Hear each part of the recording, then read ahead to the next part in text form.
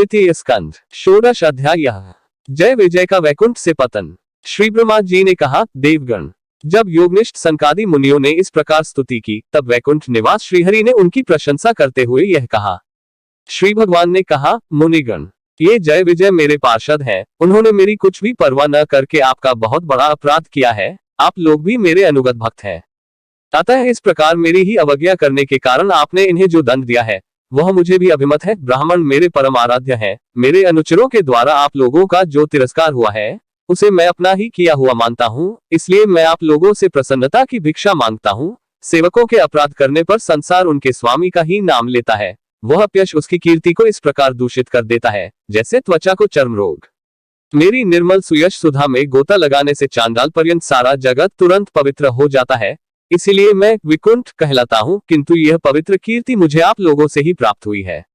इसलिए जो कोई आपके विरुद्ध आचरण करेगा वह मेरी भुजा हो क्यों न हो, मैं उसे तुरंत काट डालूंगा। आप लोगों की सेवा करने से ही मेरी चरणरा को ऐसी पवित्रता प्राप्त हुई है कि वह सारे पापों को तत्काल नष्ट कर देती है, और मुझे ऐसा सुंदर स्वभाव मिला है कि मेरे उदासीन रहने पर भी लक्ष्मी जी मुझे एक क्षण के लिए भी नहीं छोड़ती। यद्यपि इन्हीं के लेशमात्र कृपा कटाक्ष के लिए अन्य ब्रह्मादि देवता नाना प्रकार के नियमों एवं व्रतों का पालन करते हैं, जो अपने संपूर्ण कर्म फल मुझे अर्पण कर सदा संतुष्ट रहते हैं, वे निष्काम ब्राह्मण ग्रास पर तृप्त होते हुए घी से तरह तरह के पकवानों का जब भोजन करते हैं, तब उनके मुख से मैं जैसा तृप्त होता हूँ वैसा यज्ञ में अग्निरूप मुख से यजमान की दी हुई आहुतियों को ग्रहण करके नहीं होता।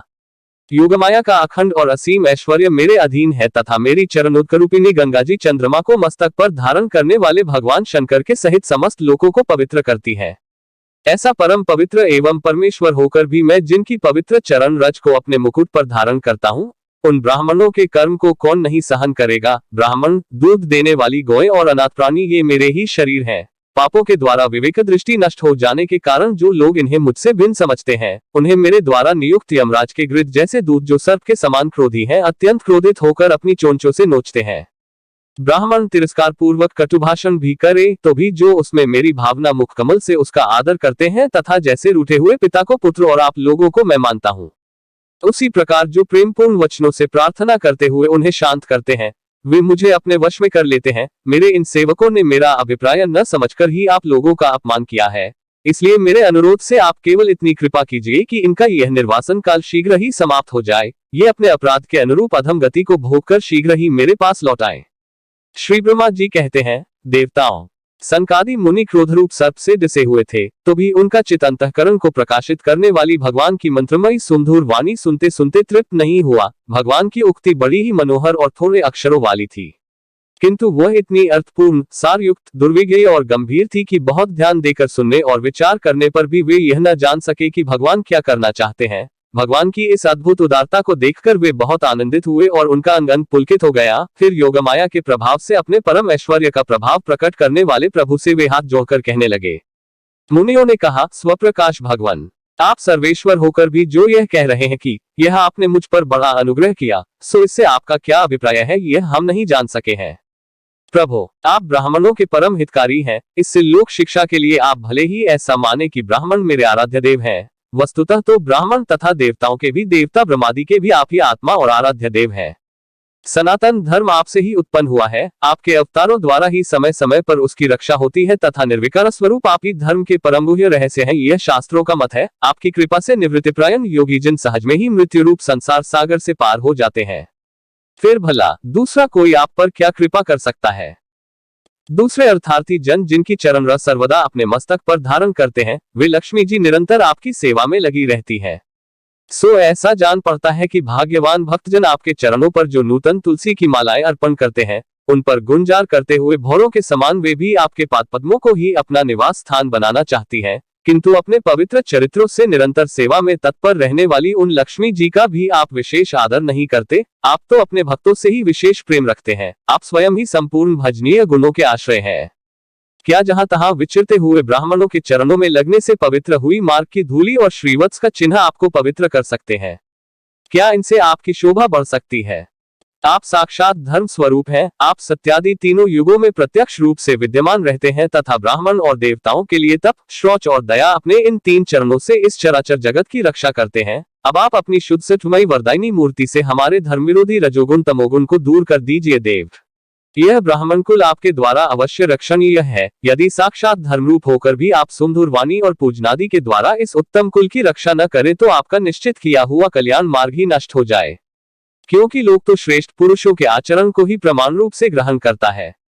प्रभु, आप सत्वगुण की खान हैं और सभी जीवों का कल्याण करने के लिए उत्सुक हैं। इसी से आप अपनी शक्ति रूप राजा आदि के द्वारा धर्म के शत्रुओं का संहार करते हैं।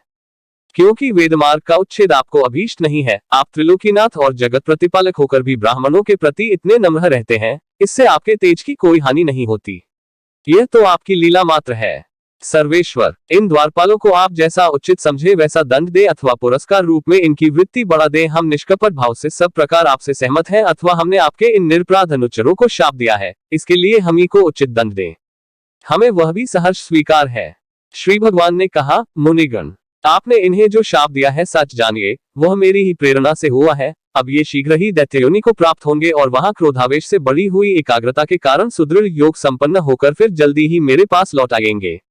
श्री ब्रह्मा जी कहते हैं, तदनंतर उन मुनीश्वरों ने नयनाभिराम भगवान विष्णु और उनके स्वयं प्रकाश वैकुंठ धाम के दर्शन करके प्रभु की परिक्रमा की और उन्हें प्रणाम कर तथा उनकी आज्ञा पा भगवान के ऐश्वर्य का वर्णन करते हुए प्रमुदित हो वहां से लौट गए। फिर भगवान ने अपने अनुचरों से कहा, जाओ, मन में किसी प्रकार का भय मत करो, तुम्हारा कल्याण होगा। मैं सब कुछ करने में समर्थ होकर भी ब्रह्मतेज को मिटाना नहीं चाहता, क्योंकि ऐसा ही मुझे अभिमत भी है।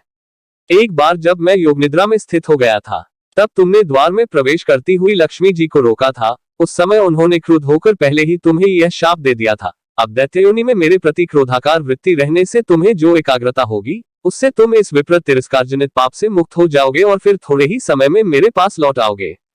द्वारपालों को इस प्रकार आज्ञा दे भगवान ने विमानों की श्रेणियों से सुसज्जित अपने सर्वाधिक श्री संपन्न धाम में प्रवेश किया। वे देवश्रेष्ठ जय विजय तो ब्रह्मशाप के कारण उस अलंघनीय भगवत धाम में ही श्रीहीन हो गए तथा उनका सारा गर्व गलित हो गया।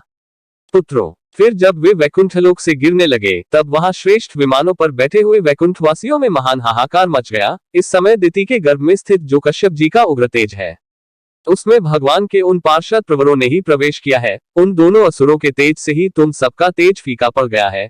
इस समय भगवान ऐसा ही करना चाहते हैं।